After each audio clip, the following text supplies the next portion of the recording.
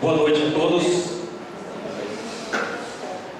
Bom, pessoal, é com satisfação que hoje nós temos a oportunidade de receber a Mônica Baldudano, da Nicarágua. Já de início, eu quero externalizar o agradecimento ao professor Eliel, que é um companheiro nosso nas nossas atividades, e fez um contato com a Mônica e ela gentilmente aceitou vir a Campo Mourão, meio enganada, porque ela não sabia a distância, mas enfim, deu tudo certo até agora, com alguns imprevistos, mas vamos fazer uma discussão bastante proveitosa. Eu estive segunda-feira lá em Londrina, já pude ouvir um pouco a fala da Mônica, e acredito que para todos é uma oportunidade ímpar poder ter contato com a Mônica, com a história dela, com a sua atividade de militância, enfim, para nós aqui da PSUCAM, acho que é uma oportunidade fundamental. A Mônica, considero ela guerrilheira, revolucionária e uma política, e exerce uma atividade política intensa na Nicarágua. Ela participou de maneira bastante destacada durante a etapa de insurreição da ofensiva final de 1978-79 contra a ditadura na Nicarágua. A Mônica, desde cedo, ingressou como jovem na Frente Sandinista de Libertação Nacional, foi dirigente do movimento estudantil e se entregou à frente em 1972. Além disso, ela é cientista social e mestre em Direito Municipal pela Universidade de Barcelona, Espanha.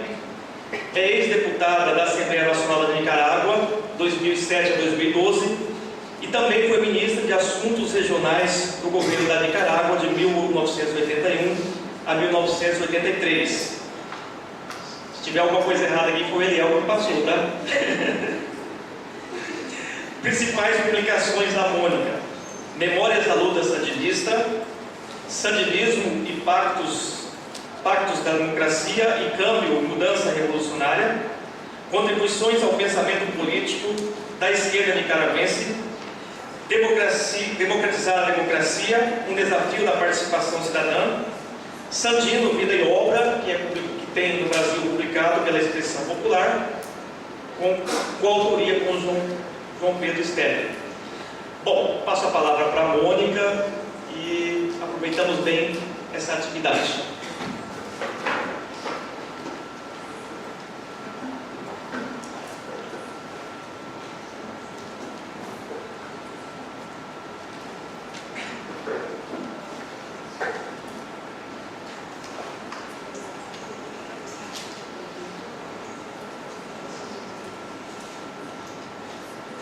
Pessoal, a Mônica vai fazer uma exposição de mais ou menos 1 hora e a gente abre para a discussão. Bueno, muchas gracias al espacio Marx y a Omar específicamente, quien se interesó en hacernos llegar a este lindo lugar. Gracias también desde aquí a los compañeros del quinto simposio que nos permitieron estar en Londrina y en Brasil estos días, porque vamos a aprovechar también para estar en San Pablo, en la Escuela Florestan Fernández. Estuvimos en un asentamiento con el MST, el IBIBE, en el asentamiento del IBIBE, o sea que nuestro viaje, además de estar en el quinto simposio, nos permite también reavivar nuestros contactos con los movimientos sociales y los compañeros que están acá en Brasil en lucha siempre. Pues a Omar se le pasó contar que en los últimos años he trabajado como historiadora, me he dedicado casi 14 años a recopilar testimonios e historias sobre la lucha contra la dictadura somocista, y la he publicado gracias al apoyo de la Fundación Rosa Luxemburgo.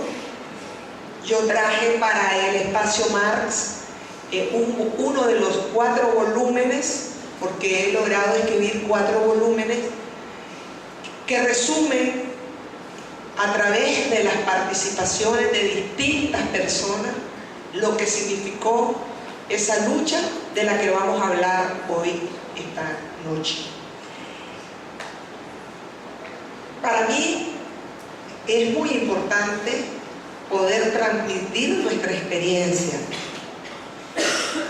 Creo que la historia de la Revolución Popular Sandinista, que se dio entre 1979 y 1990, es muy importante por sus experiencias, por sus aprendizajes, y debe ser también sometida a crítica revolucionaria. Creo que es muy importante porque todas las luchas de nuestros pueblos dan pistas para las luchas del presente.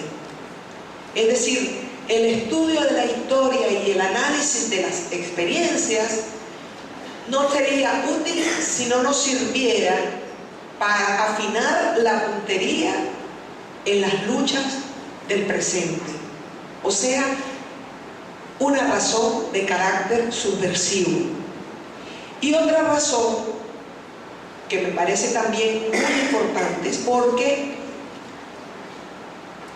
el poder hegemónico, el poder que controla el mundo, le interesa tergiversar, ocultar, desaparecer estas historias de las luchas de los pueblos.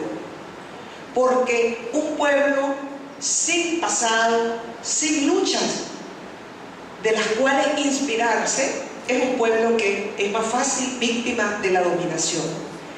Y por eso creo que es muy importante y creo que mantener vivo el estudio y el análisis de esta historia es siempre pertinente. En 1979, 19 de julio, entramos triunfantes a Managua, la capital de Nicaragua. Entramos a las instalaciones militares de Somoza, el dictador. Él despachaba en un búnker y estaba rodeado de cuarteles. Y en esos cuarteles encontramos cientos, hasta miles de fusiles, nuevecitas, la mayoría de fabricación israelita, millones de municiones, armas de grueso calibre, uniformes sin usar, boinas, los cascos esos que se ponía el ejército somocista, parecido al del ejército de Pinochet que hemos estado viendo en estos días. Es decir, el ejército de Somoza no le faltaban armas, no le faltaban municiones. Nosotros entramos ahí, habían los uniformes regados en los pisos porque los guardias habían salido huyendo y se habían vestido con ropa civil. 2 días antes, Somoza se había ido de Nicaragua, había puesto su renuncia en el Congreso y había dejado el país. ¿Qué es lo que había pasado? ¿Cómo era posible que ese ejército poderoso, respaldado siempre por los Estados Unidos, esa dictadura sangrienta, hubiese terminado así, derrotado por un pueblo armado, pero que no teníamos muchas armas, no éramos superiores al ejército en armas? ¿Cómo era posible que un puñado de hombres y mujeres que habían comenzado su lucha en los años 60 se vieran multiplicado de esa manera? y que en todo el mes de junio y julio nos habíamos tomado todos los cuarteles de las pequeñas ciudades y después de las grandes ciudades, y que ese pueblo armado a veces con pequeñas pistolitas y dirigido por guerrilleros muchas veces sin experiencia, hubiesen sido superior a esa guardia. Nosotros, dentro de nuestras recopilaciones de la historia, hemos concluido que la victoria del 19 de julio solo fue posible por un larguísimo trabajo que dilató más de 20 años y que permitió en sucesivas jornadas de luchas, no solo jornadas armadas, principalmente jornadas de luchas reivindicativas, de luchas populares, de huelgas, greves, dicen aquí, greves de todo tipo,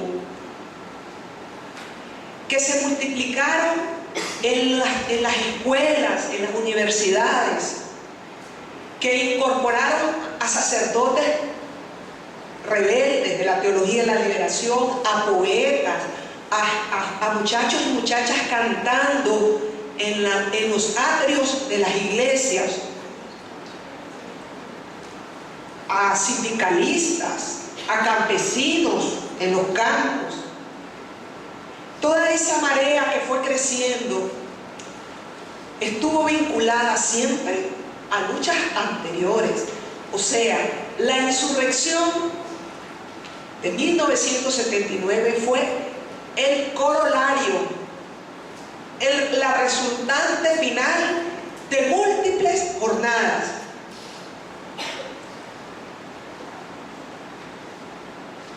Nosotros creemos que esto tenía que ver con que los primeros guerrilleros estudiábamos en rústicos folletos la historia de Nicaragua, que nos contaba que Nicaragua había sido intervenida una y otra vez por los Estados Unidos en razón de sus intereses geopolíticos, como está ocurriendo ahora en Siria.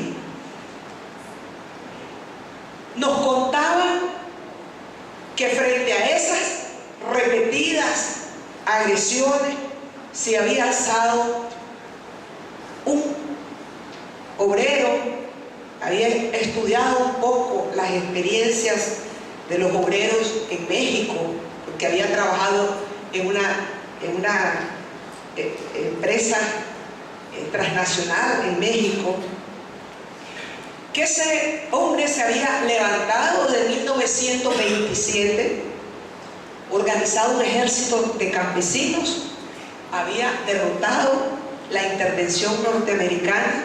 Los norteamericanos tuvieron que salir de nuestro país en 1933, derrotados por lo que Gabriela Mistral llamó pequeño ejército loco, al ejército de Sandino. Y que un año después de la derrota de los marines norteamericanos, Somoza, en contubernio con los norteamericanos, con la embajada gringa, asesinó a Sandino un 21 de febrero de 1934, y a partir de entonces se instaló la dictadura somocista, que dominó nuestro país casi 45 años. Somoza, el primer Somoza, porque fue una dictadura dinástica. Después de Somoza siguió el hermano, después siguió el hijo.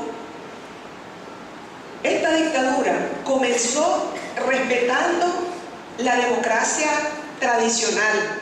Había separación de poderes, habían elecciones. Cuando se habla de dictadura se cree que no había elecciones. Habían elecciones. Lo que pasa es que eran fraudulentas. Incluso se dieron algunas reformas y algunas acciones populistas. Por cierto que Somoza fue muy amigo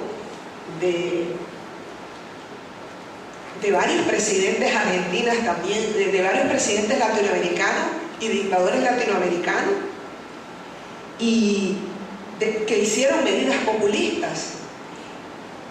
Y, por ejemplo, hizo el Código del Trabajo y lo aplaudieron las centrales sindicales, incluso las comunistas.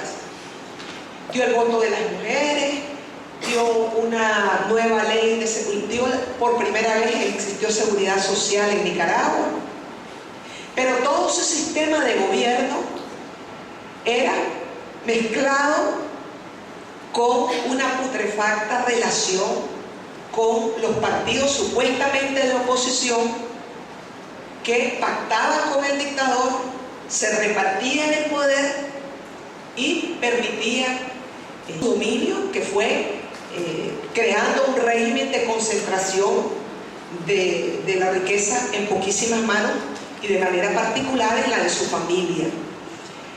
El régimen de Somoza privilegió el capitalismo, aprovechó la Segunda Guerra Mundial para fortalecerse frente a los norteamericanos, incluso expropió todas las propiedades de los alemanes y se las quedó él, utilizando como pretexto la Segunda Guerra Mundial.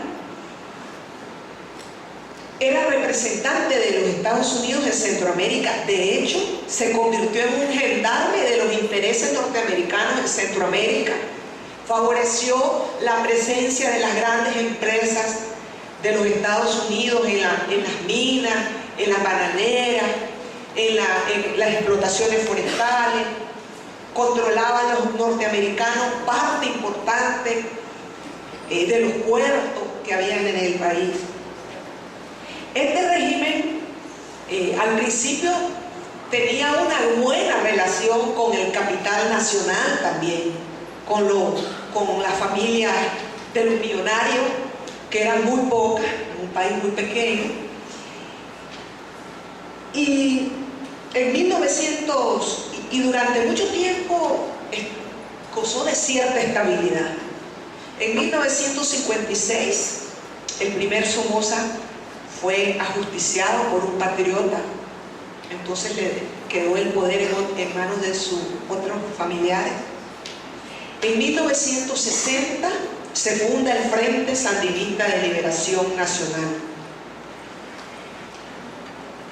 Había ya triunfado la Revolución Cubana, se habían desarrollado una serie de movimientos guerrilleros fracasados, pero el Frente Sandinista, fundado por Carlos Fonseca, allá mirábamos que hay una traducción de la biografía de Carlos Fonseca que hizo Expresión Popular, que es muy buena, que yo les recomiendo, porque a través de la biografía de Carlos Fonseca hay muy poca literatura de la Revolución traducida al portugués, hay 3 o 4, pero este libro de la vida de Carlos Fonseca permite entender bastante esto que yo estoy contando. Carlos se da cuenta que era importante dotar a la lucha nicaragüense de un carácter, de una ideología y un pensamiento nacional. Y entonces rescata acá a Sandino, porque Somoza había desaparecido la figura de Sandino. Decía que Sandino era un delincuente, un bandolero. Somoza escribió libros sobre Sandino.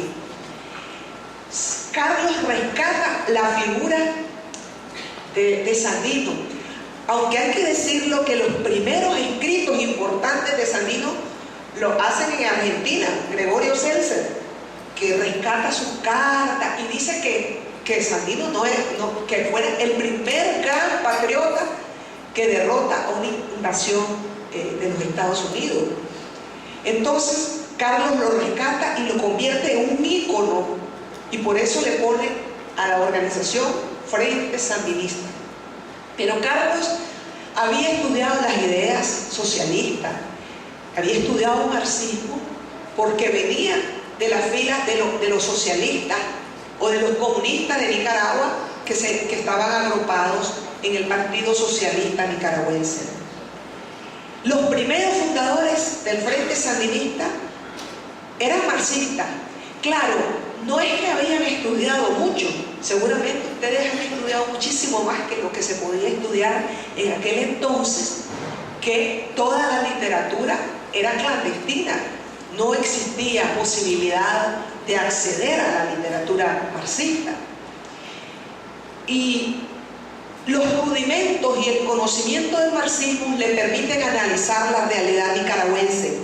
Como decían ellos, como dijo una vez Ricardo Morales Avilés, hay que estudiar el marxismo como nicaragüenses y la realidad nicaragüense como marxistas.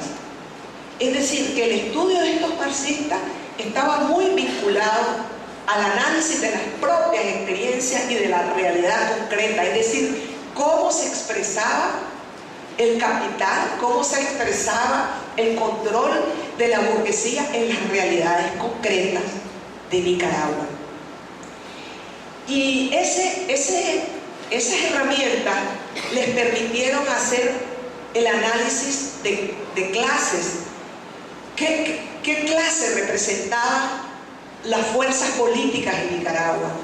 Y lo llegan a concluir que ya sean conservadores o ya sean liberales, representan a la misma clase, las clases de los terratenientes, las clases de los empresarios, de los algodoneros, de los capitalistas, y que había que crear una fuerza que se enfrentara y representara a las clases explotadas y oprimidas de Nicaragua. No un gran proletariado, porque Nicaragua no tenía un desarrollo industrial, era fundamentalmente una economía agraria. Entonces, crean esta organización inspirada también en las luchas por la liberación nacional que se estaba librando en otros continentes, todas las luchas en África, en Asia. Para nosotros siempre fue un gran ejemplo la guerra y la lucha de liberación en Vietnam, por ejemplo. Eso fue un faro todos los años de lucha. Y lo más cercano, la Revolución Cubana, que desde un principio nos apoyó.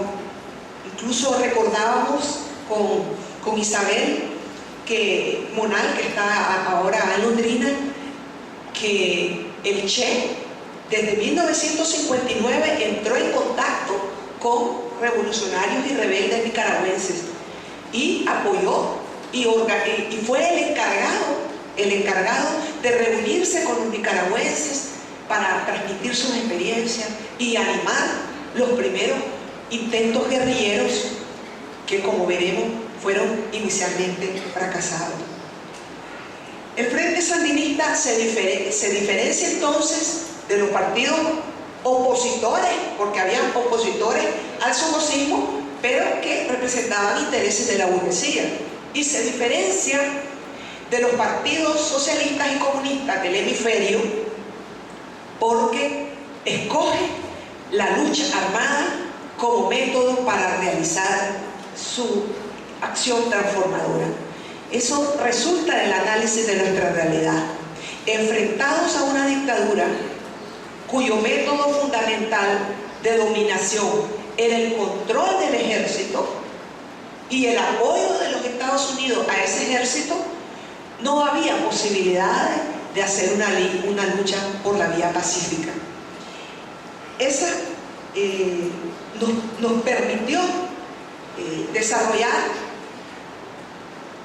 una estrategia, tempranamente una estrategia de toma del poder.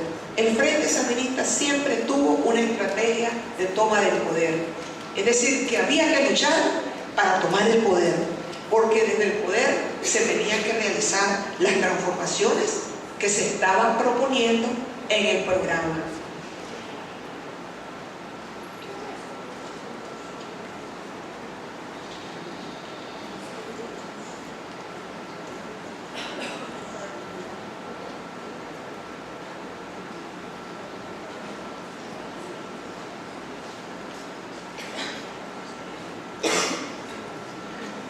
Bueno, Los primeros intentos guerrilleros fueron en el 63, después en el 67 y después en el 70. Teníamos la idea de que había que hacer la lucha principalmente en la montaña, un poco también influido por la Revolución Cubana que bajó de la Sierra Maestra. Esos intentos fueron fracasados y los analizamos. Carlos Fonseca y los primeros las analizaban y los análisis eran muy duros, muy críticos. Y una de las conclusiones en cada uno de estos fracasos, que dejaba mucha autoridad moral también, porque mataban a mucha gente y la gente poco a poco dijo, estos son los únicos que realmente están luchando aún dispuestos a dar la vida. Y ese análisis indicaba que la sola acción guerrillera militar no era la vía de la victoria, que había que realizar un trabajo de concientización, de organización, que había que crear redes, que había que crear células en las ciudades, que no era nada más en la montaña, sino también en la montaña, en el campo, que son los entornos de la ciudad, en las partes intermedias entre la montaña y la ciudad, que había que trabajar en los barrios, que había que trabajar con los sindicatos. Y hay que decir que los grupos cristianos, inspirados en la teología de la liberación, en los métodos de Paulo Freire para la concientización y la alfabetización liberadora, todo eso llegó allá y nosotros lo pusimos en práctica. Y eso nos permitió ir desarrollando un trabajo que se enfatizó en un periodo que se llamó de acumulación de fuerzas en silencio, que fue de 1971 a 1974.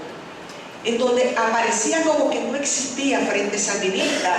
Somoza decía que ya nos habían aniquilado. Y era un trabajo en silencio, e incluso se hicieron operaciones para financiar la lucha, algunos asaltos, pero no se decía que era el Frente Sandinista. Y en 1974 se hizo un golpe espectacular, un secuestro masivo de funcionarios de Somoza para liberar a todos los presos. Los principales dirigentes estaban prisioneros desde 66, 67, 70, habían ido haciendo grandes redadas y se liberaron a todos esos presos. Se hizo una proclama que salió en todos los medios de comunicación y se consiguió dinero. Y salieron los presos del comando, que era un comando integrado por 3 mujeres y 11 hombres, que se fueron a Cuba. Allá estaba Carlos Fonseca y ahí pasamos a otra etapa de la lucha. La voy a abreviar porque el tiempo se nos está haciendo muy corto. En 1977 pasamos a las ofensivas en las ciudades, ataque a los cuarteles del somocismo en las ciudades, y integrado con los intentos de levantar a la población. Es decir, no es atacar un cuartel, sino que la gente se insurreccionara. No lo logramos en el 77. En 1978 la dictadura asesinó a un personaje conservador, director de un diario, una persona con un gran respeto en toda la población, Pedro Joaquín Chamorro, y ese asesinato aceleró el proceso de concientización. La gente se dio cuenta que la dictadura no respetaba nada, porque ese era un hombre que no estaba en la lucha armada. Él lo que hacía era usar su periódico y escribir contra la dictadura. Y entonces eso aceleró los procesos de incorporación popular. Hubo una insurrección espontánea en una zona con mucha influencia de los indígenas, y después vino una insurrección en el 78, en septiembre. un golpe espectacular en el 78 también. Nos metimos al Congreso, secuestramos a todos los congresistas y conseguimos la liberación de unos 70, 80 compañeros que habían sido capturados en todas estas jornadas. Y también mucha publicidad. Ese golpe indicó que la gente ya estaba preparada. Cuando los guerrilleros con los rehenes iban hacia los aeropuertos, al aeropuerto donde había varios aviones que iban a salir con los guerrilleros y los rehenes hacia Panamá y Cuba, la gente salió a las calles, como que ya no tenía miedo, y a decirle adiós a los guerrilleros. Eran miles de gente. En el 79 fue una ofensiva generalizada, ininterrumpida, insurrección que se concretó en Victoria en 1979. Podría pasar horas contando eso, pero no tenemos tiempo. Triunfamos y comenzamos una revolución con un programa que decía Liberación Nacional, Democracia Popular y Economía Mixta. Perdón, me confundí. Liberación Nacional, Democracia Popular y Socialismo. Ese era el programa de Carlos Fonseca de 1969. En 1979 se concerta con otra fuerza un programa de reconstrucción y los pilares eran pluralismo político, economía mixta y no alineamiento. Confiscamos las propiedades todas las propiedades de Somoza y todos sus principales militares y eso. Se hizo una reforma agraria, entregamos la mitad de la tierra cultivable, estaban en manos de los campesinos al finalizar la revolución. Se hizo la nacionalización de las minas, la nacionalización de todos los enclaves norteamericanos.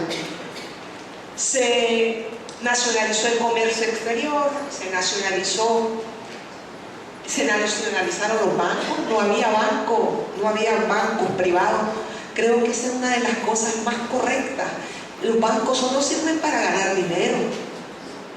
Creo que hasta en la Revolución Norteamericana advirtieron el papel que iban a jugar los bancos después. En términos sociales se hizo la alfabetización, 60% de analfabetismo existía en Nicaragua. Se hizo políticas sociales, se plantearon las reivindicaciones de las mujeres, educación gratuita, un ejército. Todas las instituciones del somocismo cayeron, incluyendo las Fuerzas Armadas. Entonces se construyeron nuevas instituciones armadas con los guerrilleros que habíamos triunfado. En fin, pero todos esos cambios estuvieron enfrentados a la decisión de los halcones de entonces, la victoria del neoconservatismo que estuvo representada con las victorias de Ronald Reagan y Margaret Thatcher. Y Ronald Reagan declaró que había que aniquilar la revolución y empezó a fortalecer la contrarrevolución, millones de dólares conseguidos en el Congreso, por supuesto bloqueo de la economía. Eso desgastó la revolución. A final de 1989 se inició un proceso de búsqueda de la paz. Esa fue una guerra durísima. Yo creo que incluso fue más dura que la lucha contra la dictadura. Todos los días había muertos de parte de los combatientes que defendían la revolución. Y al final eso desgastó la revolución. Además, destinar todos los recursos a la defensa desgastó la economía, había dificultades muy grandes. Y el proceso de paz implicó adelantar unas elecciones que se realizaron en 1990. Toda la derecha se unió y en 1990 perdimos las elecciones.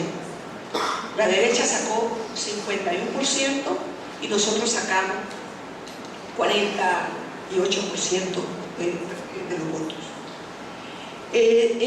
Así, era una derrota táctica, podía ser una derrota táctica, pero con el correr de 1990, de toda la década, se convirtió en una derrota estratégica. Y yo creo que se convirtió en una derrota estratégica por una serie de factores. Primero, durante la transición, cuando perdemos las elecciones y vamos a entregar el gobierno a doña Violeta Chamorro, la viuda de este periodista que les contaba, hubo una apropiación indebida de bienes en manos de dirigentes del Frente Sandinista, y eso debilitó ética y moralmente al sandinismo. Pero además se puso en evidencia nuestras debilidades. No habíamos construido una organización democrática fuerte todavía. No voy a abreviar mucho eso porque después podemos terminar en la plática. La organización popular creció muchísimo. O sea, cuando el somocismo no había organización verdaderamente popular, habían algunos sindicatos blancos, algunos pocos sindicatos socialistas, pero la explosión de organización popular se dio después de la victoria. Y todas estas organizaciones de todo tipo estuvieron siempre muy centradas en fortalecer el proyecto de la revolución. No lograron desarrollar su autonomía para sus demandas auténticas. Eso ha marcado hasta hoy, porque no existen organizaciones autónomas todavía en nuestro país. Y eso es otro factor que explica. Y después había una dirección colectiva de la revolución que se fue transformando en una dirección individualizada en la figura de Daniel Ortega. Al final, el Frente Sandinista terminó siendo una organización electoral, electorera y centrada en el fortalecimiento del poder personal de Daniel Ortega. A finales de 90, Daniel Ortega, él decidió pasar a una fase de acuerdo con la derecha. Yo en ese tiempo era diputada y voté en contra de todos esos acuerdos, razón por la que me fueron excluyendo del Frente Sandinista. Nunca se han atrevido a expulsarme, pero hizo arreglos con uno de los presidentes, yo creo que el más corrupto que ha tenido Nicaragua. Bueno, Somoza también lo fue, pero de esta etapa, Arnoldo Alemán. Y esos acuerdos fueron para repartirse instituciones, poder institucional. El poder es un tema que hay que debatir muchísimo, porque yo creo que está en la raíz de los problemas por los que atraviesan las izquierdas. ¿Para qué querés el poder? ¿Para que tengas unos diputados, una gente que viva bien, o para hacer transformaciones? Allí hubo un asunto. Él se enamoró del poder y pactó para repartirse poder con quienes lo tenían en ese momento y las instituciones. Y allí comenzó un proceso de conversión de sandinismo a orteguismo. Así que cuando llegamos a las elecciones de 2006, gana Daniel, pero ya no es el Frente Sandinista de la Revolución, ya no es el Frente Sandinista Revolucionario.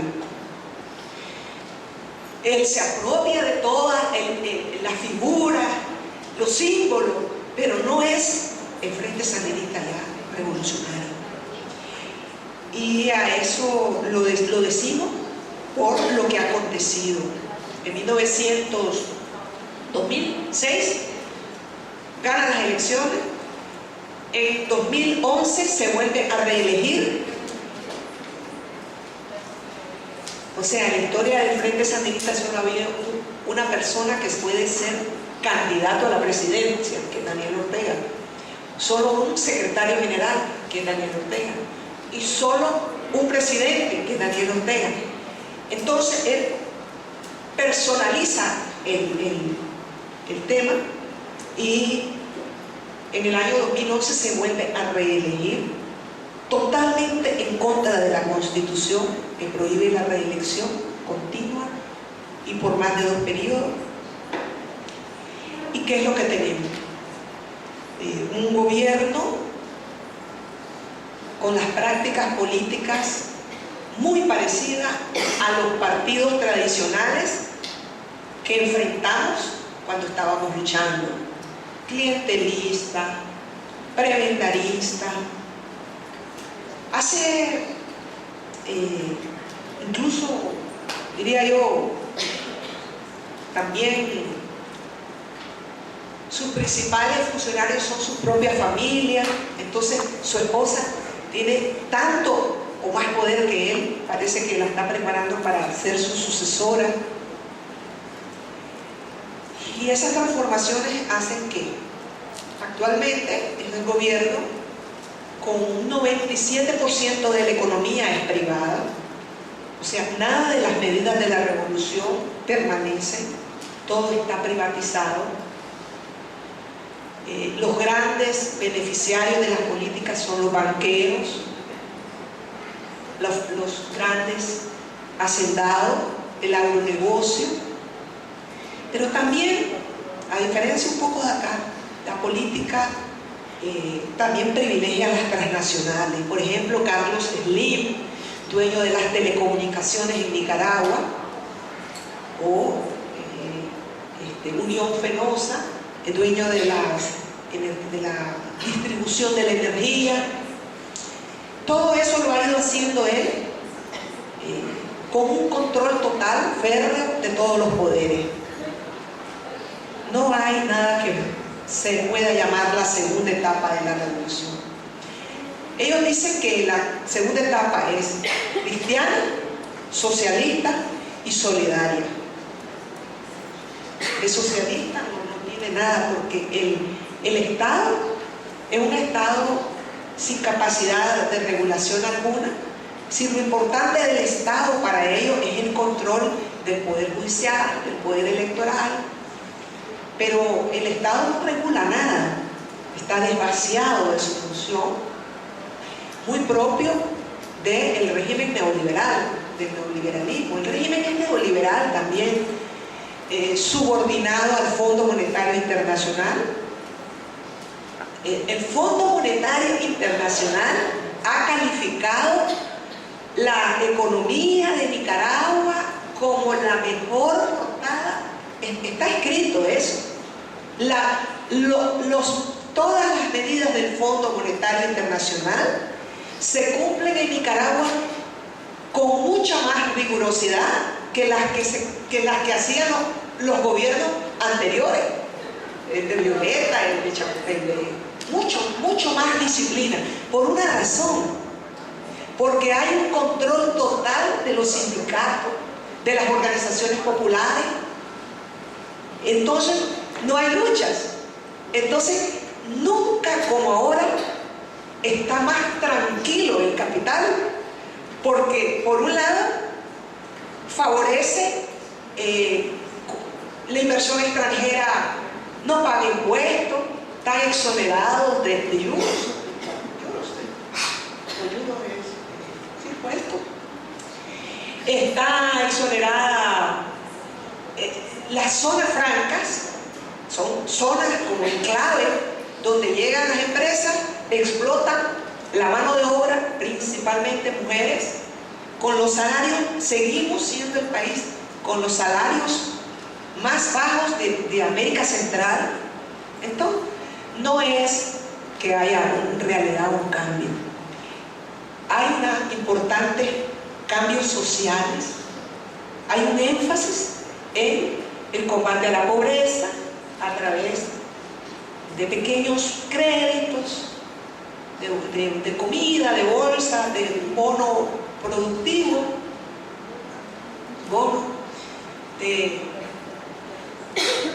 un poco parecida a la bolsa. Y entonces ha disminuido la pobreza. La extrema pobreza, los extremadamente pobres, o extremadamente pobre es aquel que sobrevive con $1 diario, o sea, 2 reales diarios. En un país de 3 millones de nicaragüenses en extrema pobreza, pasarlo a la pobreza, es decir, pobre es el que sobrevive con 2, o sea, 4 reales. Pasar de extrema pobreza a pobreza no es muy caro, y ha contado con la generosa cooperación venezolana que se maneja de manera privatizada. O sea, las políticas sociales no le cuestan a los ricos, le cuestan a la cooperación y al pueblo de Venezuela. Todas las políticas sociales son resultado de esa generosa cooperación. Vemos positivo esas transformaciones. No lo podemos ver negativo, decir que es malo que la gente deje de ser extremadamente pobre. Como tampoco, como nos complace que sea el ALBA, porque creemos que el ALBA es un proyecto alternativo importante. Nos complace su discurso en relación a la Revolución Cubana. Lo que sí decimos y denunciamos es que hay un discurso anticapitalista y a veces antiimperialista que no se corresponde con la realidad de la práctica económica cotidiana de todos los días. Eso es lo que estamos viviendo en Nicaragua, y por eso nosotros podemos decir que aquella revolución fue derrotada finalmente no por el imperialismo, no por la derecha, sino por la conversión de una parte de aquellos que hicieron esa revolución en los nuevos agentes del capital y de los intereses de los montantes monopolios. Así las cosas, el panorama para nosotros es bastante turbio, gris, triste. Sin embargo, aunque desarticulados y minoritarios, habemos muchos sandinistas, revolucionarios, que seguimos apostando a las transformaciones profundas de la realidad, y que decimos que este modelo, esta realidad no puede ser eterna, que hay que seguir luchando, que hay que seguir apostando al único verdadero sistema y modelo que puede ser realmente significar la emancipación de toda la humanidad, que es el socialismo. Y en esa lucha estamos, y en esa lucha seguimos recreando nuestra convicción y nuestra esperanza. Muchas gracias.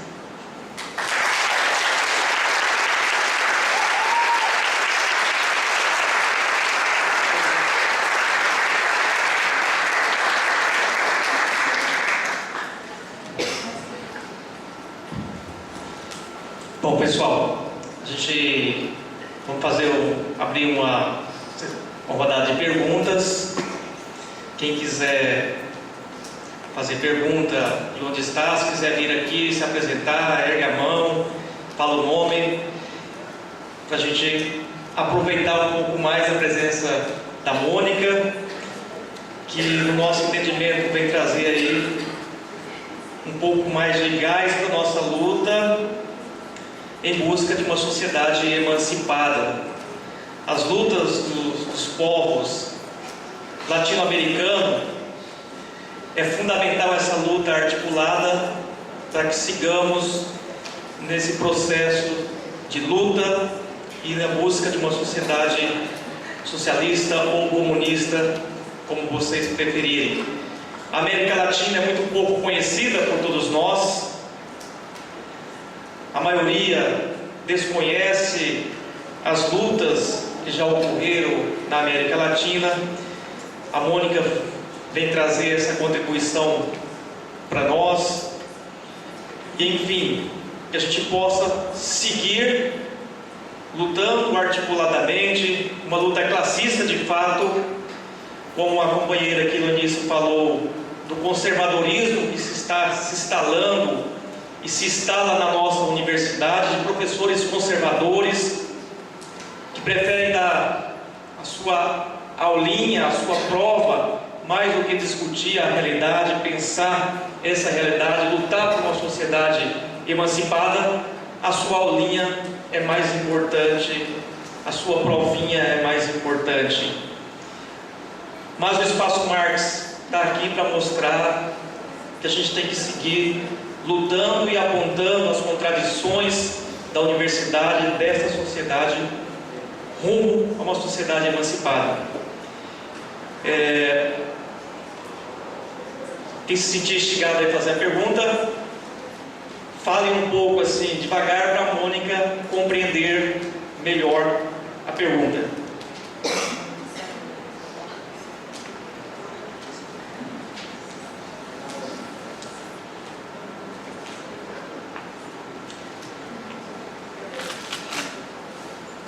Um de cada vez.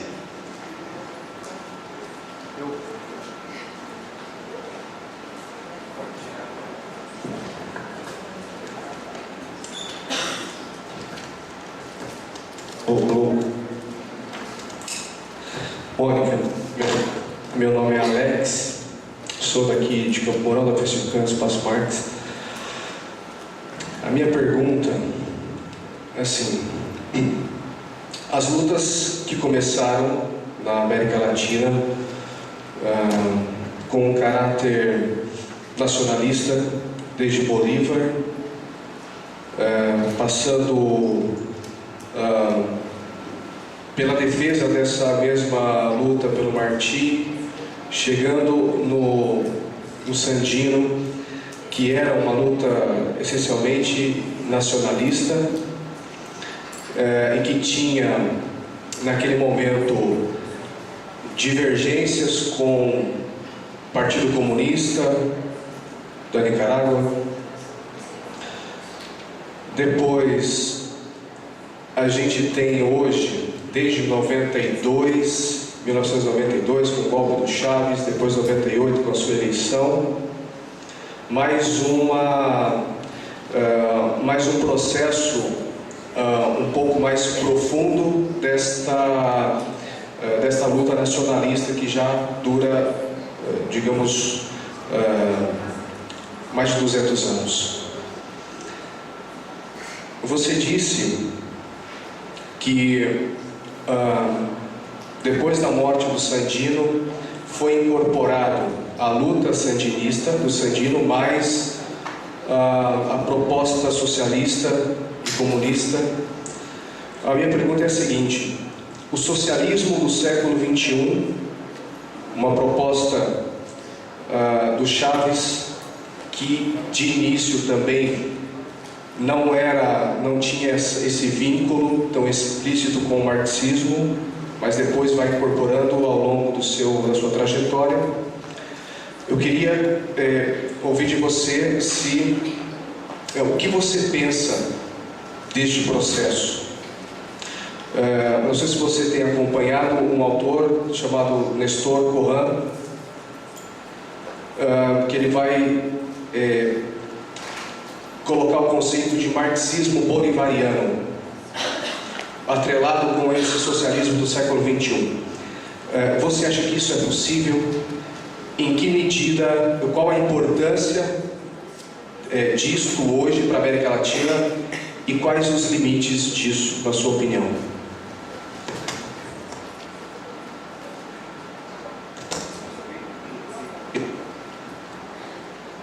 Mais alguém?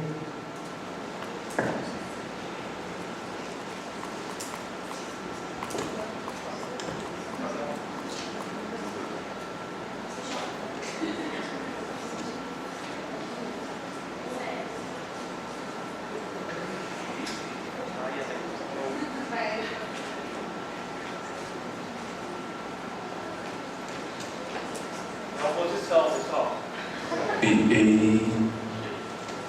Bom, queria fazer você usar o microfone, para todo mundo ouvir, e que você falasse um pouco, Mônica, como que estão os movimentos sociais na Nicarágua. Aqui no Brasil a gente vive um momento que teve algumas manifestações, mas essas manifestações, né, a classe trabalhadora, ela está ausente. Gostaria que você falasse um pouco como que está na Nicarágua.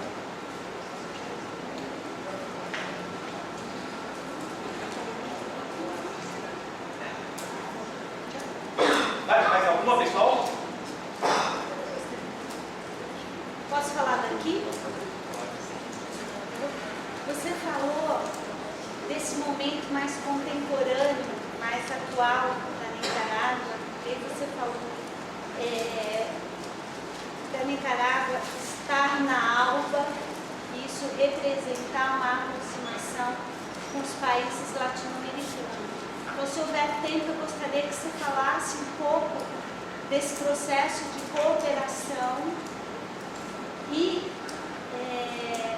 como você avalia a proposta da CELAC, da Comunidade dos Estados Latino-Americanos e Caribenhos, que Daniel Ortega tem se manifestado, né? O que me faz, né, ser crítica e receosa, mas de qualquer maneira a CELAC parece vir a ser um outro fórum, um outro espaço para se pensar uma outra hegemonia na América Latina. Então, gostaria de ouvir suas considerações sobre isso.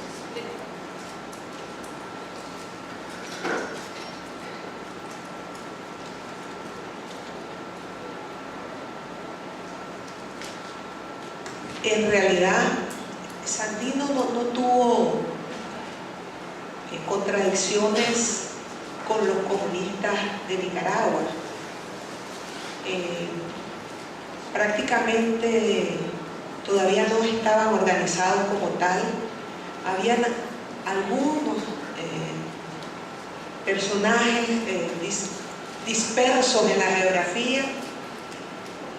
Sí, Sandino tuvo contradicciones o fue víctima de incomprensión, sobre todo del Partido Comunista Mexicano, en una segunda etapa. Y esto, en este libro que mencionaste sobre Sandino, lo explicamos. Creo que también en el primer volumen de estas 3 memorias aparece que, contado por uno de los comunistas que analizó toda esa relación tensa que se dio. Efectivamente, el énfasis de Sandino en ese momento, que es que Nicaragua está intervenida militarmente por los Estados Unidos y que la primera tarea era la liberación nacional. Es decir, romper con ese estatus de subordinación del país a las tropas directamente de los Estados Unidos y a la subordinación de todo el país a los intereses norteamericanos. Y no es que él no tuviese un proyecto de transformación que lo logra esbozar y que lo desarrolla un poco en el año 1933, cuando ya no están los marines y entra en un acuerdo de paz en donde ya Sandino no sigue combatiendo y que empieza a relacionarse con el presidente de Nicaragua pidiéndole respaldo para el proyecto de construcción de cooperativas que estaba desarrollando en el teatro donde se habían realizado los principales combates y habían integrado los campesinos, que era la zona norte. Entonces, los comunistas explican esta ruptura no debido a las acciones de Sandino, sino fundamentalmente debido a los cambios en la política generada en la Unión Soviética y en los países del campo socialista, en donde entran en una lógica de... yo creo que eso tuvo mucho que ver con el tema de la Segunda Guerra Mundial y los acuerdos, es decir, la participación de la URSS, por así decirlo, en el campo de los aliados para enfrentar a los fascistas alemanes.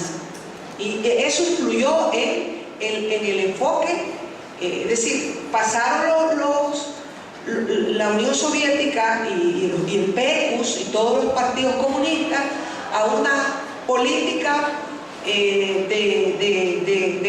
de convivencia, por así decirlo, y Sandino, su principal enfrentamiento era con los Estados Unidos, ¿verdad? Entonces eso no generó un proceso de desentendimiento.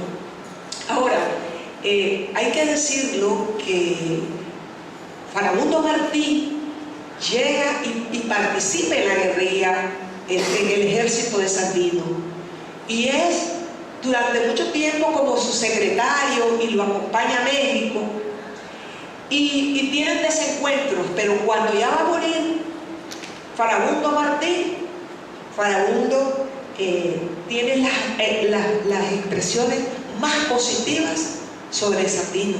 Las palabras más hermosas que se pueden haber escrito las dijo Farabundo Martí, porque el Partido Comunista, algunos del Partido Comunista, llegaron incluso a acusar a Sandino de traidor y de haber robado dinero, y era totalmente falso, y después los mismos comunistas lo han reconocido. Ahora, ¿por qué Carlos rescata esa figura? Porque nosotros seguimos siendo dominados por los Estados Unidos. O sea, Somoza era en la realidad un gerente de los Estados Unidos en Nicaragua. Nosotros éramos, de alguna manera seguimos siendo una neocolonia de los Estados Unidos. Es decir, Somoza puede gobernar con esa dictadura por el respaldo de los Estados Unidos.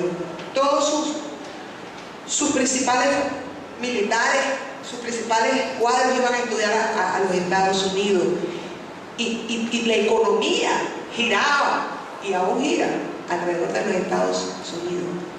Entonces, el énfasis en el nacionalismo y en la figura del héroe considera Carlos que es fundamental para darle a la lucha una dimensión nacional y antiimperialista.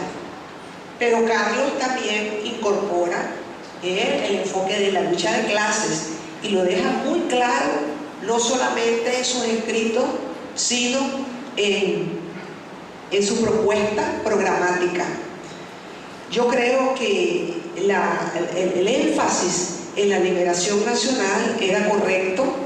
Eso fue lo que nos permitió unir a la gente en contra de la dictadura y en contra de los Estados Unidos, y fue a la vez lo que nos generó el enfrentamiento, porque lo que hizo que los Estados Unidos consideraran que la revolución era algo indeseable y un peligro.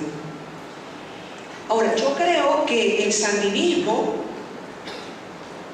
no solo el de Sandino, el pensamiento de Sandino obviamente tiene las limitaciones propias de la época y de la naturaleza de su lucha. Y creo que el sandinismo de nosotros en los años 60 y 70 también tiene limitaciones, y tuvo limitaciones sobre todo para poder trabajar las estrategias de resistencia después que somos desalojados del gobierno por el voto popular. Creo que faltó estudio de las herramientas de análisis del marxismo, profundización de la formación ideológica. En los años 80 se descuidó la formación ideológica. Yo tengo un trabajo sobre eso que lo presenté en la escuela Florestan Fernández, sobre la educación política dentro del Frente Sandinista. Creo que fue débil, y cuando cae el campo socialista y se derrumba el muro de Berlín, se fortaleció una visión pragmática dentro de un sector del sandinismo de que se había triunfado el pensamiento único. La victoria del pensamiento único también penetró a las filas del Frente Sandinista, y yo creo que parte de lo que está aconteciendo hoy tiene la transmutación del sandinismo en orteguismo, tiene que ver con la debilidad ideológica del Frente Sandinista, y por eso creo que una de las grandes tareas hoy es el reencuentro con la ideología, con el marxismo. Yo creo que hay que hacer, es muy débil eso, incluso en las universidades prácticamente inexistente, porque la ideología del orteguismo hoy es todavía peor, porque en el orteguismo lo que ha prevalecido es esta idea, así tal cual se las voy a decir.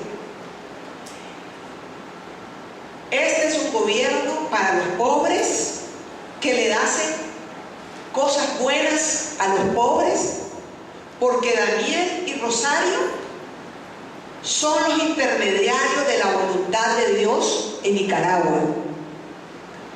Ellos han sido los elegidos para que se cumplan las profecías que están en la Sagrada Escritura, de llevar a nuestro pueblo a una sociedad de desarrollo, de crecimiento, donde todo el mundo tenga lo que debe de tener. Y eso lo repiten todos los días a las 12 del día, a la hora del ángel, hay una comparecencia de la esposa del presidente. Ustedes lo pueden oír en internet y van a ver. La Virgen María, la Virgen Guadalupe, hoy es el día de la Virgen tal, la Virgen nos protege con su manto, porque nosotros estamos aquí para servir a Dios y servirle a nuestro pueblo. Esa es la ideología de hoy allá. Y en los foros internacionales, el capitalismo salvaje de Pablo VI, ¿verdad? El énfasis es porque el capitalismo salvaje, ¿verdad? O sea, no es el capitalismo, es el salvaje.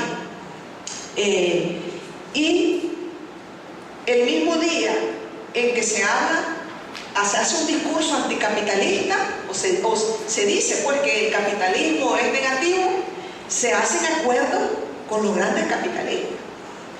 En una ocasión contaba yo en el Parlamento que cuando hubo una reunión donde se acuerdan que Hugo Chávez fue violentado por el rey de España. ¿Se recuerdan que el rey de España le dijo, ¿por qué no te callas?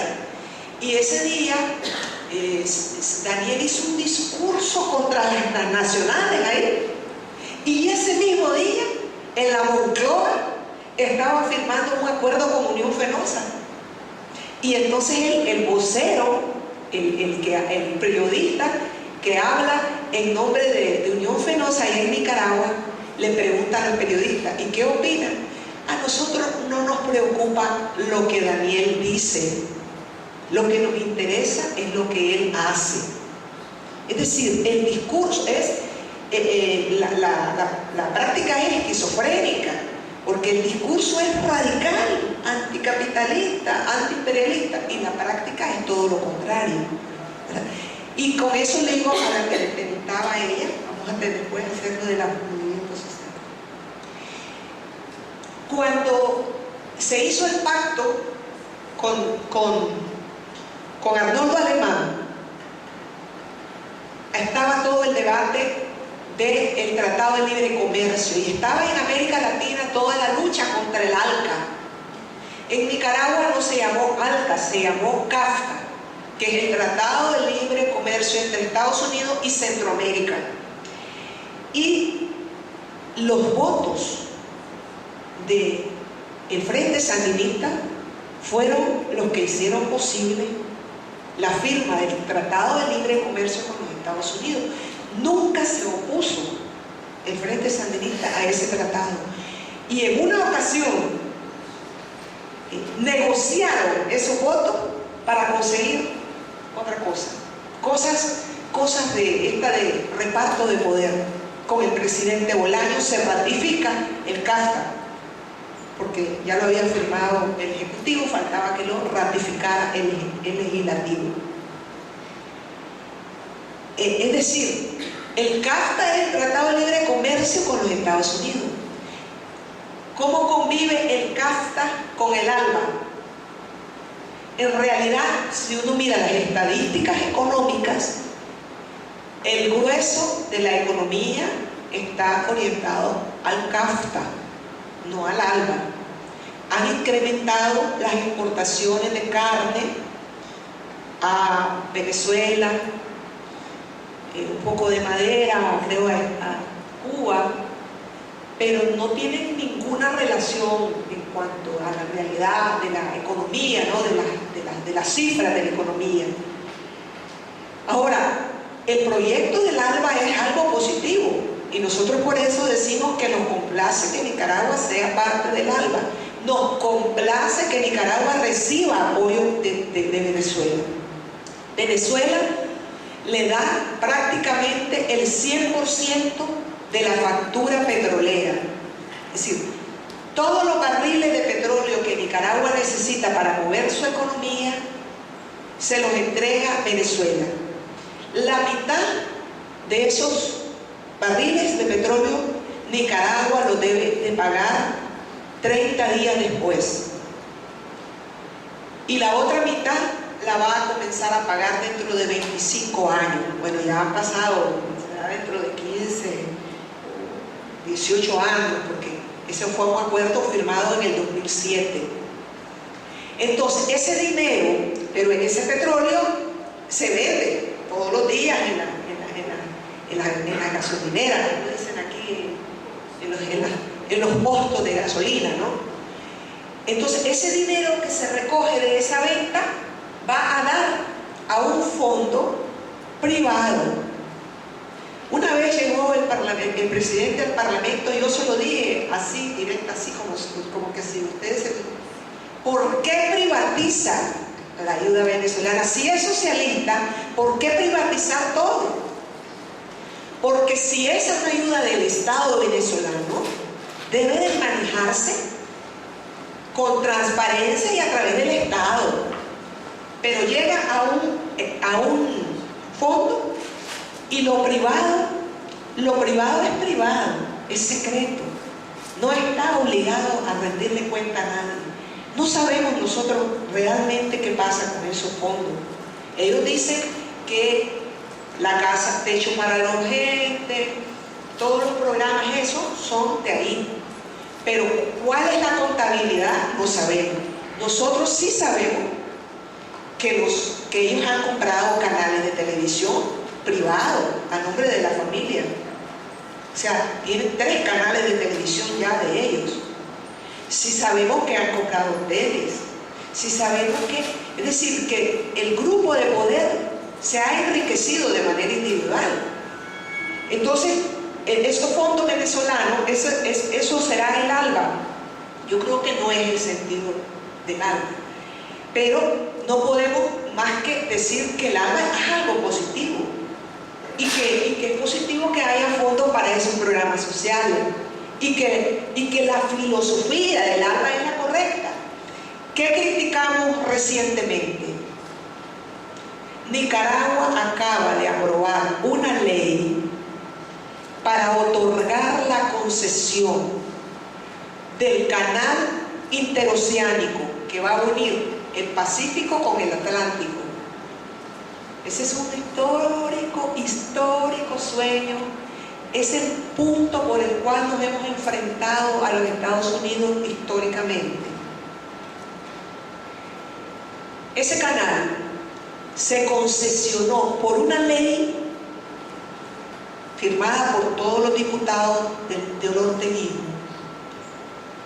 Es una concesión absolutamente absurda, negativa para el país. Se concesionó a una empresa anónima, sociedad anónima. Me decía Isabel, pero es al Estado chino. No es al Estado chino. China no tiene relaciones diplomáticas con Nicaragua. ¿Saben quién tiene? Taiwán. En Nicaragua hay embajada de Taiwán. Nicaragua no tiene relaciones diplomáticas con la República Popular China. La concesión es a una empresa que preside un chino que dice que tienen algunas inversiones importantes en China y que dice que tienen unas inversiones todas extrañas, no desarrolladas en algunos países latinoamericanos.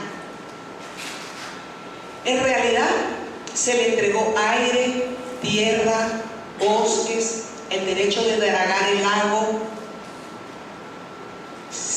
en un acuerdo que la mayor parte es secreto y hay una cláusula de secretividad ad eternum, así dice, ad eternum, a una empresa que parece que es una empresa de papel, porque el chino lo que ha dicho es que él va a ir a buscar fondos por aquí y por allá, sin factibilidad, sin estudio de factibilidad. El Estado entregó todo su patrimonio ahí y dice que cuando entre en operación el canal va a recibir hasta, es decir, puede ser menos, puede ser uno, porque dice hasta, no dice una cifra cerrada, hasta $10 millones anuales por 10 años. Pero que el inversionista se puede descontar deudas presentes y futuras. Es una ley absolutamente extraña, incluso, es decir, desde el punto de vista de cualquiera que la estudie. Porque lo que hace la ley es decir que el acuerdo con el chino, todo lo de ese acuerdo es válido. Y que incluso dentro de tantos días se tiene que reformar la Constitución para adecuarla a ese acuerdo con esta empresa. Yo he hablado en privado con gente de Cuba, con gente de Venezuela, y yo digo, en el libro de Sandino, yo menciono, el texto es muy largo, pero yo menciono que Sandino habló del canal. Y Sandino propuso que el canal debería de ser construido por una gran empresa integrada por los estados latinoamericanos. Y yo se lo dije, lo he dicho ya en los medios de comunicación. Este acuerdo con esta empresa es una puñalada al alba. Yo he hablado en privado, como te digo, con venezolanos, y ellos están de acuerdo. ¿Por qué no hizo el acuerdo de construcción del canal si es un canal que puede beneficiar muchísimo el tránsito de las mercancías del Atlántico al Pacífico en un país que pertenece al ALBA, hacerlo con Argentina, hasta con Brasil, pues, si Brasil tiene inversiones allá en una hidroeléctrica. Yo la cuestioné también en el Parlamento porque igual son inversiones donde todo va para el inversionista. No le queda nada al país, ni siquiera el compromiso de que la energía eléctrica va a ser más barata para los nicaragüenses. Entonces, le das el agua, hacen la represa, sacan la energía y te la venden y le regalan, como que si los recursos naturales no valen nada. Y entonces venden la idea: Nicaragua no tiene nada para hacer ese canal, entonces tienen que venir dinero de afuera, sí, pero Nicaragua tiene el territorio, tiene el cielo, tiene el agua, tiene los recursos naturales que están ahí, como que si no valen nada. Eso es un ejemplo nada más de la lógica con la que estás gobernando. El tema del canal, incluso una hija mía que vino a estudiar aquí a Brasil, en la Florestan Fernández, es abogada, e introdujo, no porque yo sea su madre, ¿verdad? Puede ser subjetiva, pero el recurso de inconstitucionalidad más completo en contra de esa ley, ella lo introdujo. Yo traje el libro, se lo voy a dejar a la biblioteca, pero también lo pueden ver en internet. Ahí está clarísimo la naturaleza de esa que sería la principal obra de esta segunda etapa de la revolución, porque es el canal y 10 megaproyectos: puertos de agua profunda a un lado, puertos de agua profunda del otro, aeropuertos, trenes. Es una cosa fantástica, incluso, ¿verdad? Dice 40.000 millones de dólares.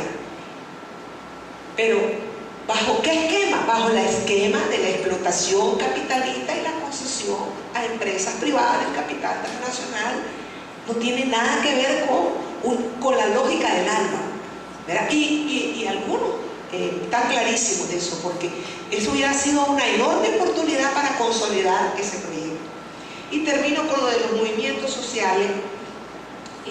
Bueno, el CELAC obviamente es uno de los instrumentos más importantes para tratar de avanzar en una lógica de articulación latinoamericana frente a la hegemonía de los Estados Unidos y ante la hegemonía del capital europeo. Eso es claro. Y todos estos esfuerzos son importantísimos. Y aquí a veces hay situaciones que yo se lo quiero decir, a mí me pasa, ¿verdad?, que es bien difícil cuando hablas de estos esfuerzos de articulación, sustraerte de una lógica en un sector de la izquierda que dice que esto amerita que no hagamos crítica a los gobiernos que forman parte del CELAC o que forman parte de estas articulaciones.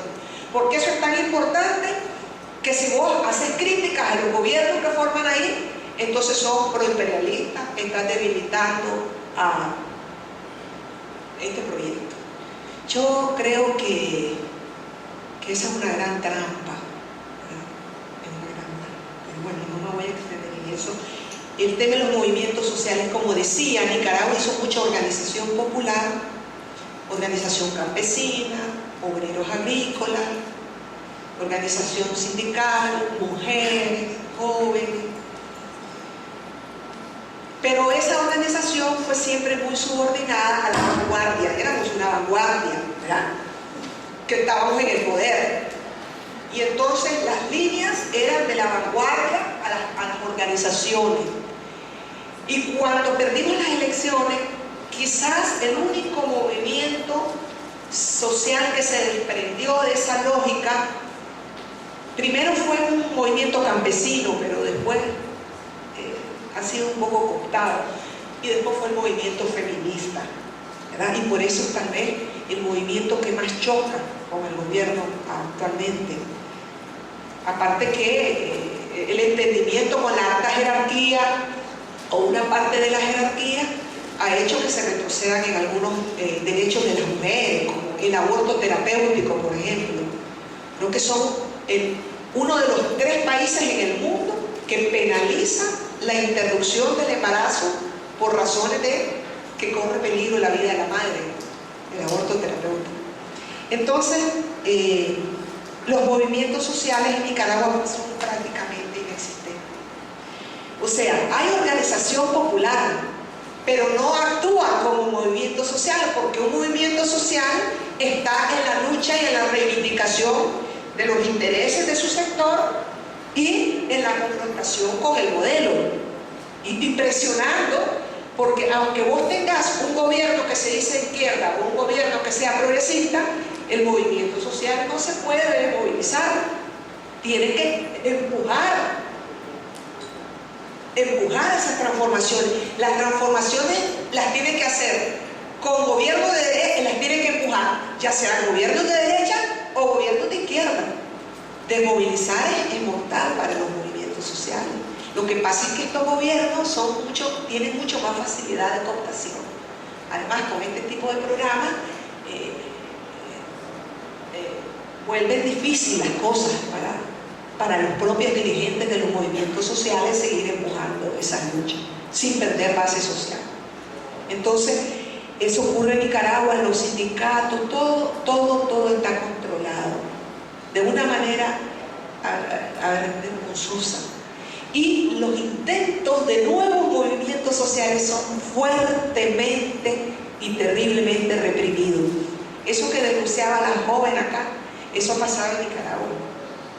A un movimiento, y con esto termino, un movimiento de viejitos, de personas de 60, 70 años, por lo que se llamó la pensión reducida, que cuando ha cotizado, ha pagado sus cotizaciones al seguro, pero no logra llegar al número de cotizaciones para tener una pensión de retiro, él tenía derecho, según la ley, a una pensión reducida. Y no se le daba, no se la dieron los gobiernos anteriores.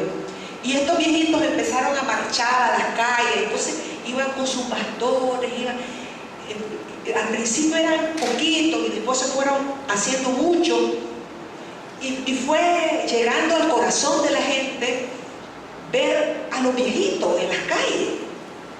5 años, diciendo tenemos derecho a nuestra pensión reducida porque fuimos dando nuestro sudor, nuestro trabajo y ahora no tenemos nada porque se necesitan 750 semanas y a lo mejor tenían 600. Entonces, en la parte final, ellos dijeron, nos vamos a tomar las oficinas del Instituto de Seguridad Social. Y era bien difícil, ¿cómo van a reprimir a los viejitos? Y entraron los viejitos, ¿entienden lo que dice viejito, verdad? ¿Cómo dice viejito? Aquí los ancianos, las personas de tercera edad. Y entraron a las oficinas. Entonces vino unos grupos de jóvenes bastante autónomos, o sea, no vinculados a ningún partido, no vinculados a nada, de clase media, estudiantes de medicina, dijeron, vamos a ir a ayudar a los viejitos, a los ancianos, a los de la tercera edad, a darles consulta médica porque se les sube la presión, hipertensión. Y se fueron varios días a quedarse con ellos en las noches. Y una noche llegaron en los camiones de la municipalidad, de la alcaldía de la prefectura de Managua, unos encapuchados, vestidos de civil, hicieron unas atrocidades, a las mujeres las desnudaron, muchachas, todas de clase media y estudiantes fundamentalmente. El objetivo era aterrorizarlos, y algunos los golpearon y les quebraron la nariz, a unos les robaron 50 celulares, se les llevaron, el grupo era como unos 250 celulares, 7 automóviles, ellos habían dejado de ser, algunos iPads, una computadora. La policía no sabe nada. 7 automóviles robados, no sabe nada, no existió esa represión. ¿Qué hicieron? Grupos paramilitares. O sea, para que no sea el ejército, para que no sea la policía, tienen organizados grupos paramilitares. Y eso opera cada vez que hay un intento de una lucha que ellos no controlan. De algo que ellos no controlan, se sale del control, lo reprimen de esa manera, pero también con llamadas por teléfono, amenaza, chantaje. Tu hermana trabaja en tal institución, en tal ministerio, si no te salís de eso, si no dejas de andar en esas manifestaciones, tu hermana va a ser corrida y la familia empieza a salir de eso, de esa lucha. Entonces es muy difícil, porque además todo eso se hace en nombre de ideas revolucionarias, de un ideario, de una lucha, se celebran las luchas.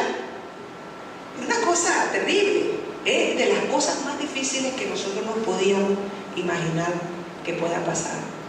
Pero parece que en general los procesos de restauración son bastante parecidos, y por eso es importante conocer los procesos de restauración en la Revolución Francesa, los procesos que pasaron después de la Comuna de París. Es decir, que hay algunas cosas parecidas, ¿verdad?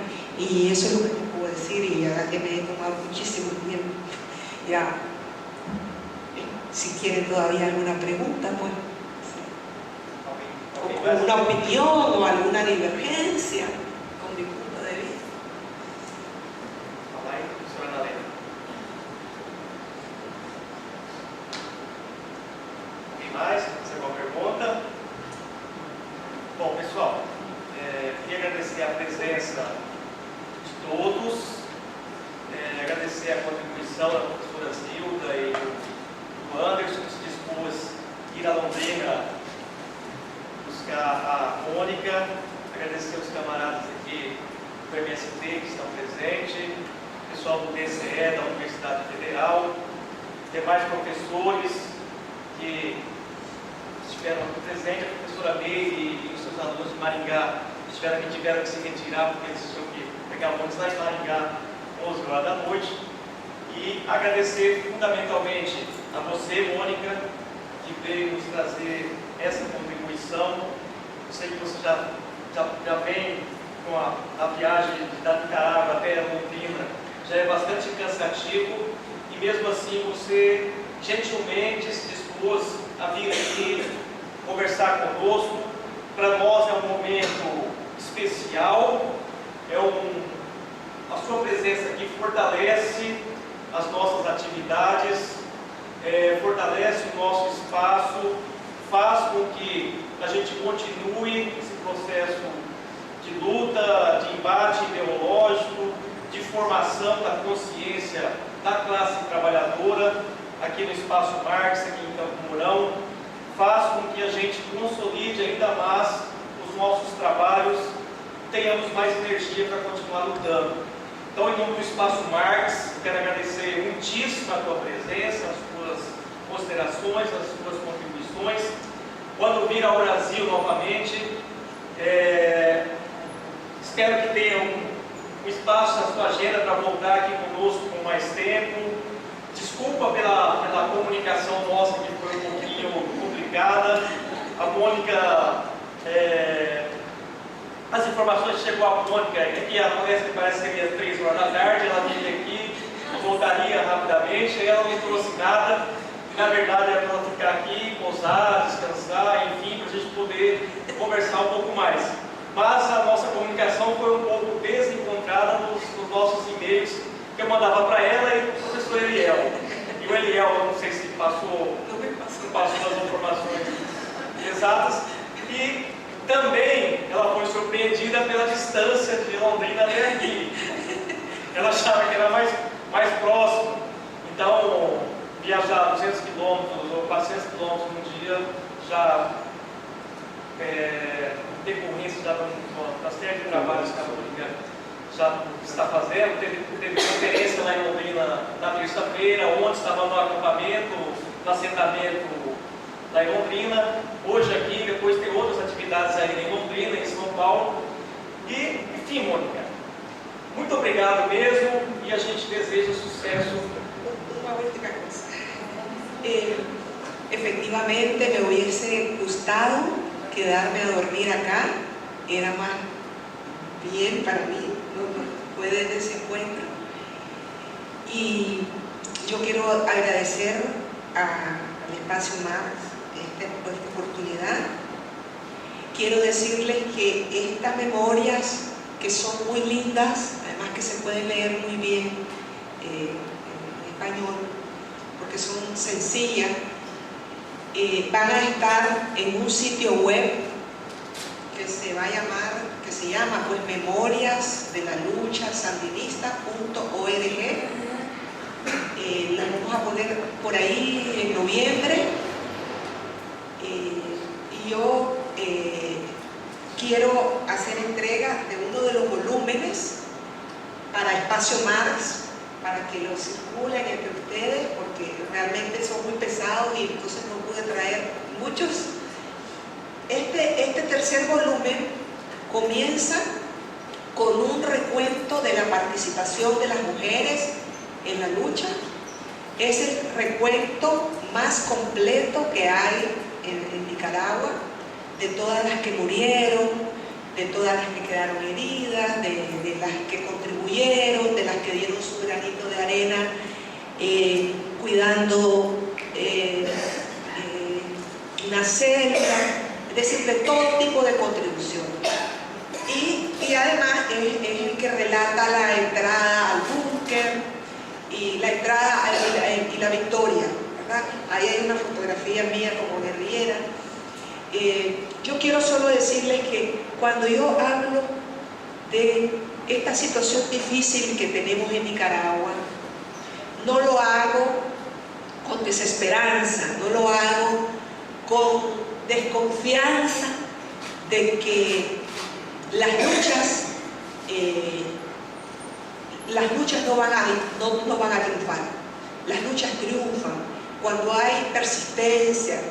Todos los avances que ha tenido la humanidad, de un modelo económico a otro, los avances en materia de conquistas sociales, han sido resultados de las luchas, no las dan los gobiernos. Las transformaciones no se producen de arriba, se producen como resultado de las luchas sociales. Y estas luchas van de victorias, derrotas, victorias, derrotas. Y importante analizar las victorias, pero también importante analizar las derrotas. Y yo quería agradecer y decirles que nos vamos aquí, de aquí, contentos. Yo voy muy contenta porque he encontrado en todos estos encuentros en Brasil que pese a las dificultades que ustedes tienen, también hay mucha voluntad de lucha, mucha decisión, mucho estudio, mucho debate que se necesita para aclarar las ideas y llena de energía y de seguridad de que nuestros sueños seguirán siendo posibles y seguirán siendo realizables. Así que yo quiero entregar a él para que me quede a todos ustedes